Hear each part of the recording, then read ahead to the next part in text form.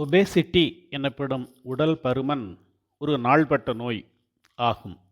இதனால் type 2 diabetes mellitus, இதய நோய்கள், non alcoholic fatty liver disease, hypertension, stroke, various forms of cancer மற்றும் மனநலக் கோளாறுகள் உருவாகின்றன.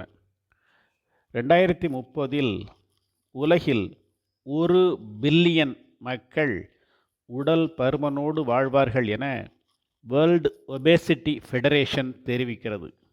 இந்தியாவில் 135 மில்லியனுக்கும் அதிகமானோர் ஒபேசிட்டியால் பாதிக்கப்பட்டுள்ளனர். அடிப்போஸ் திசு என்பது ஒரு நாளமில்லா சுரப்பியாகும்.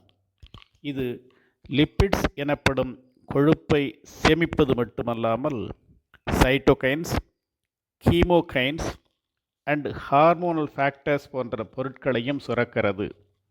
அவை மூளை, கல்லீரல், தசைகள், இதயம், இரத்த நாளங்கள், கணையம் மற்றும் நோய் எதிர்ப்பு அமைப்பு உள்ளிட்ட இலக்கு உறுப்புகளில் பல்வேறு உயிரியல் செயல்முறைகளை ஒழுங்குபடுத்தும் அல்லது மாற்றியமைக்கும் செல்லுலர் சிக்னலிங் புரோட்டீன்ஸ் ஆகும். அடிப்போகைன்ஸ் பல்வேறு செயல்பாடுகளில் ஈடுபட்டுள்ளன மற்றும் energy and appetite modulation, lipid and glucose metabolism, insulin sensitivity, endothelial cell function, inflammation, angiogenesis, blood pressure, haemostasis, atherosclerosis development and metabolic syndrome உள்ளிட்ட பல வேறுபட்ட செயல்முறைகளை பாதிக்கலாம்.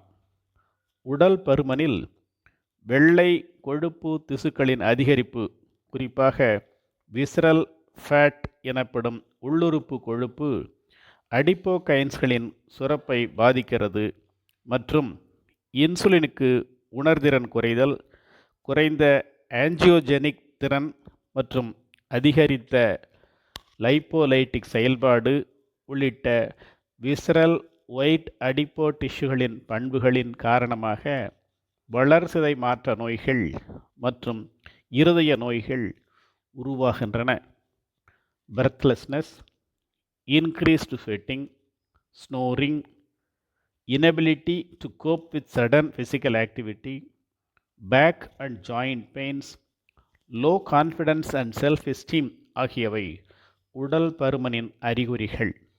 உயரத்திற்கும் வயதிற்கும் ஏற்ற உடல் எடையை பராமரித்தல் ஒவ்வொரு இந்தியரின் மனதிலும் ஏற்பட வேண்டிய நியூட்ரிஷன் லிட்ரஸி பற்றிய விழிப்புணர்வு காலத்தின் கட்டாயம்.